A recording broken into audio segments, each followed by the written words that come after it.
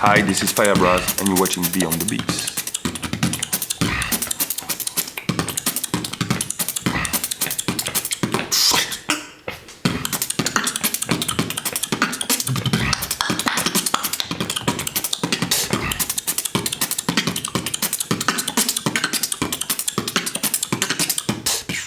What do you like so much about beatboxing? I never lost the passion of the beatbox. I always kept it and I always kept doing beatbox because I don't know, it's like breathing for me. I need beatbox. I love to beatbox, just beatbox on stage. I love that. I love to Loopstation. I love to work with my group, with Under Control. Everything you can do with beatbox, I think I would love it. What makes the Swissbeatbox Artist Week so different? In this weekend, we had a lot of fun. There was not that much beatboxers, but it was really chilly. Finally, there is some people that trust in the beatbox, but finally, this is only beatboxers. And if beatboxers didn't have the will, like you to organize this week, what would happen? This pushing further, this opportunity for artists, opportunity for beatboxers that come to the Artist Week. It's as good for you than for me. All beatboxers from the left side, keep killing everything. The beatboxers on the right side, let me know that you don't play. All beatboxers from the back side, keep killing anyway. Faya Braz shit is impossible. I will explain. As I said, I'm a big hip-hop fan. In 2013, I went to GBB. I went to GBB to do the Loopstation. And I was like, okay, at the time I knew that nobody would do hip-hop like I do it. And I just thought about beat that I was sure that nobody think about. I wanna mention Faya Braz shit is impossible.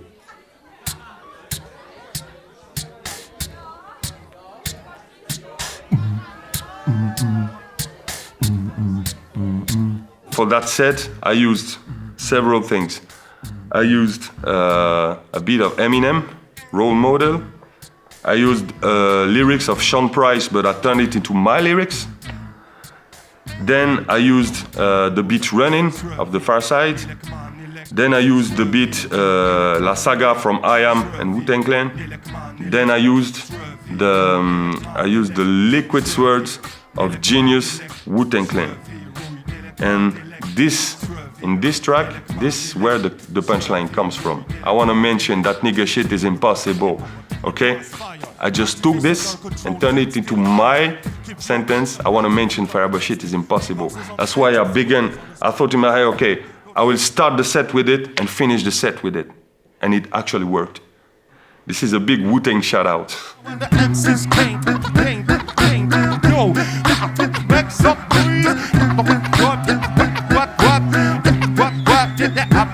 I wanna mention Faya Braz shit is impossible. Yeah.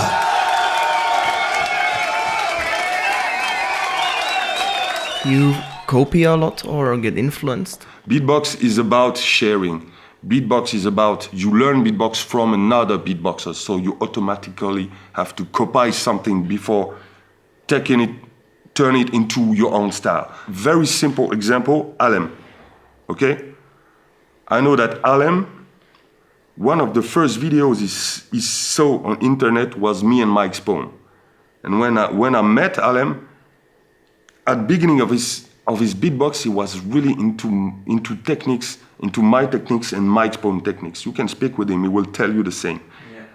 And it's really pleasant to hear that because he started from this style, then he built something around this style and pushed it further by being influenced by other beatboxers he listened to.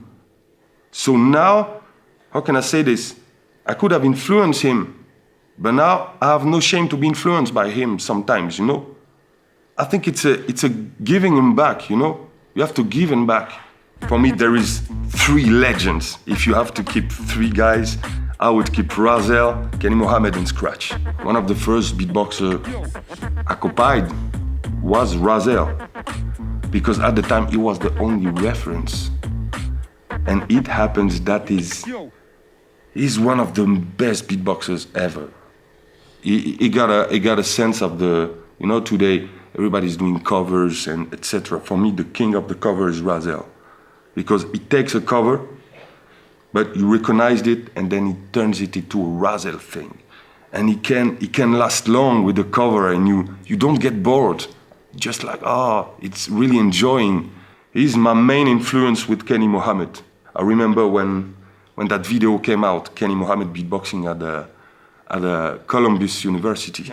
That was in around 2000. When I saw that video, I was like, okay, this is next level beatboxing. I don't know if beatboxer realized what Kenny did in the beatbox. I think he didn't even realize himself when he did it.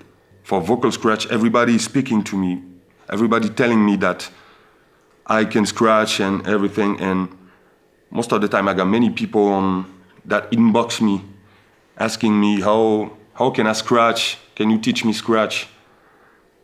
One of the first things I say is just study real DJing, study real scratch, then watch 2 beatboxers, Scratch and Sly Johnson. In 2002, Scratch was preparing his album, and he went to the famous Wake Up show in LA.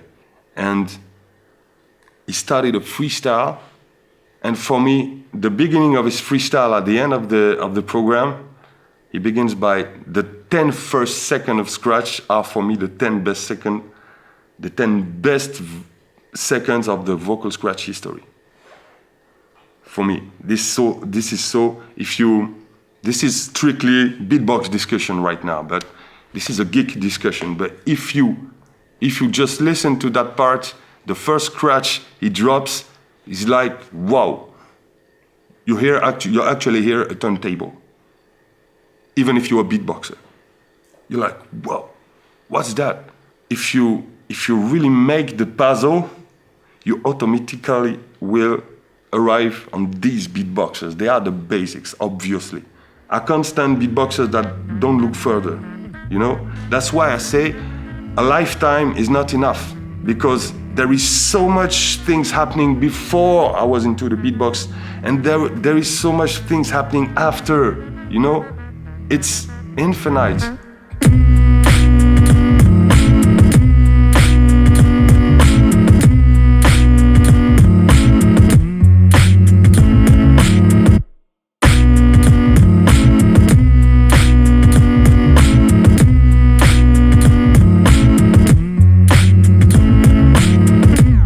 First time I saw Loopstation was at Mike Flow's house. RC20 or something. No, way before that, man. Okay. Just a shitty Loopstation. A gray one with just 2 buttons. Just one stop and one rec and one stop. But we began to do looping like this. Oh, this dope. Basically, I came really into looping because you organized the first Loopstation Grand Beatbox Battle.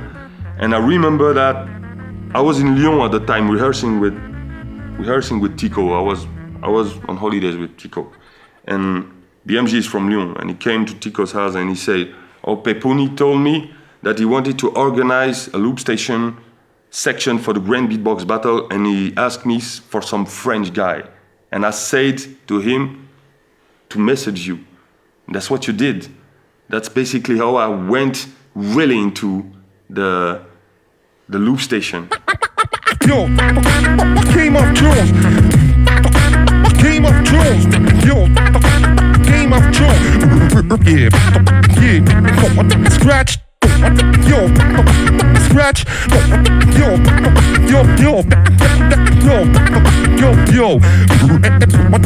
I'm like a gunshot on your face.